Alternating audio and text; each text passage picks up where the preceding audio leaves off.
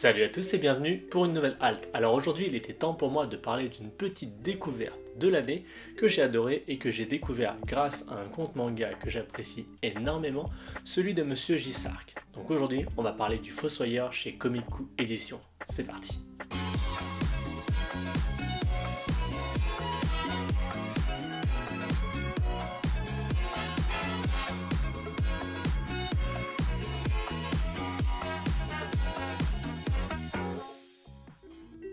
Alors avant de commencer, petit récap sur le Fossoyeur. C'est une série de Watanabe Shihiro qui n'est autre qu'un ancien assistant du mangaka Koei Horikoshi, l'auteur du très célèbre My Hero Academia. En France, il est connu pour son œuvre Pygmalion en 3 volumes chez Komiku Édition. Concernant le Fossoyeur, le manga est sorti au milieu de l'année 2018 sur l'application Mangabox et totalise à ce jour 4 volumes aux éditions McGarden. En France, c'est toujours Komiku Édition qui s'occupe de l'auteur et nous propose le premier titre le 29 avril 2021. Donc voilà, très peu d'informations concernant l'auteur et l'œuvre et la parution, bref tout ça, et c'est bien normal parce que la série ne fait que 4 volumes. Donc avant de vous parler de mon avis concernant celle-ci, je vais vous parler un petit peu du pitch. On ne peut les sauver qu'en les tuant. Les possédés sont des humains hantés par des esprits. On dit que ceux qui ont vu leur âme se faire corrompre de moitié ont atteint la phase de la mort et deviennent par conséquent une menace pour les autres humains. Et c'est au Fossoyeur qu'il les incombe de les éradiquer.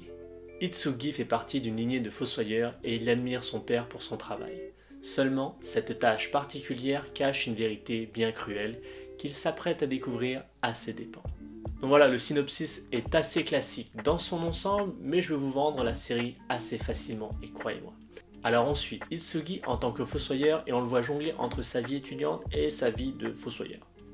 Mais le truc le plus intéressant dans l'œuvre, car oui, le pitch, comme je l'ai dit, est assez classique, c'est surtout de voir la mentalité de notre héros. Il est pris de culpabilité, de doute constant et de questionnement. Et c'est ça qui est hyper cool parce que pour sauver les possédés, en fait, il doit les tuer. Et c'est là que c'est hyper intéressant parce que dans les 3/4 des shonen classiques, le héros tue aussi facilement qu'il achète en fait du pain. C'est hyper facile, il arrive, il tue, mais pas ici. Et c'est ça ce qui me plaît parce qu'on a un héros avec des doutes, des peurs, et ça donne une touche d'empathie certaine, et en fait ça crédibilise le récit et l'œuvre. Aussi un deuxième truc cool dans l'œuvre, c'est vraiment l'arme du héros. Elle est énorme, on dirait l'épée de Cloud dans Final Fantasy VII, mais avec un supplément ensuite guillotine ou décapsuleur de tête humaine.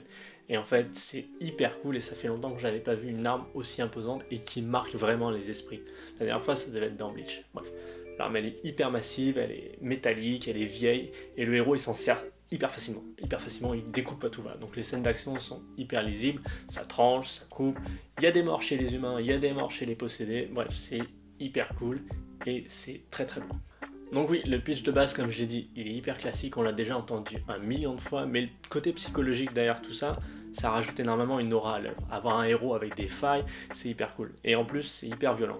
Donc ça rajoute un petit peu de la peur à notre héros parce qu'il est empris de doute, donc pendant son combat il doute, donc est-ce qu'il va survivre, est-ce qu'il va pas survivre, est-ce que son pote va survivre, est-ce qu'il va mourir, est-ce qu'il va... Bref, ça c'est hyper cool et ça donne en fait un spectre d'émotions assez large alors que dans les shonen classiques on se dit que notre héros il va s'en sortir parce que l'œuvre, par exemple ça s'appelle Naruto, donc on sait que Naruto il va s'en sortir à 99,99%, et là en fait c'est totalement différent et c'est génial.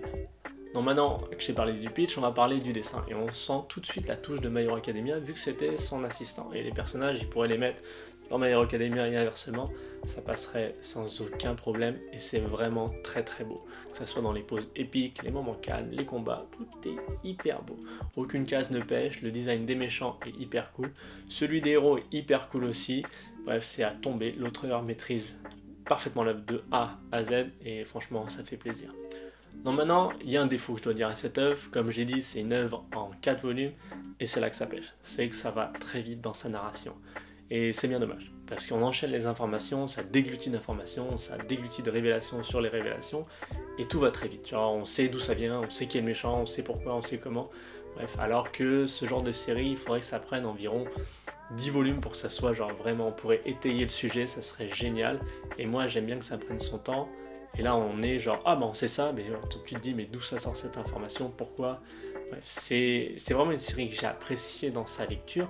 Donc c'est pour ça que je trouve ça que 4 volumes c'est un peu trop court parce que ça va trop vite, et moi j'aime bien quand ça prend son temps et qu'on peut créer un petit peu plus d'émotion et d'empathie face aux personnages, et là j'ai eu la chance de lire les 3 premiers volumes, donc le 4e arrive en début d'année, et j'ai peur que la fin soit un petit peu abrupte face à ça. Donc c'est un excellent shonen, et c'est ça le problème, c'est que c'est très très bien, mais ça va trop vite.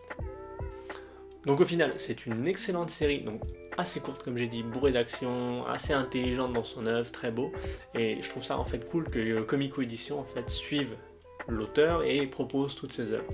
C'était hyper cool.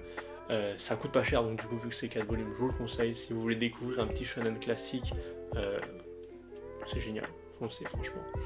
Voilà, c'était Une Halte Manga, j'espère que je t'ai fait découvrir une petite série, qu'elle t'a plu, je te dis à très bientôt, ciao.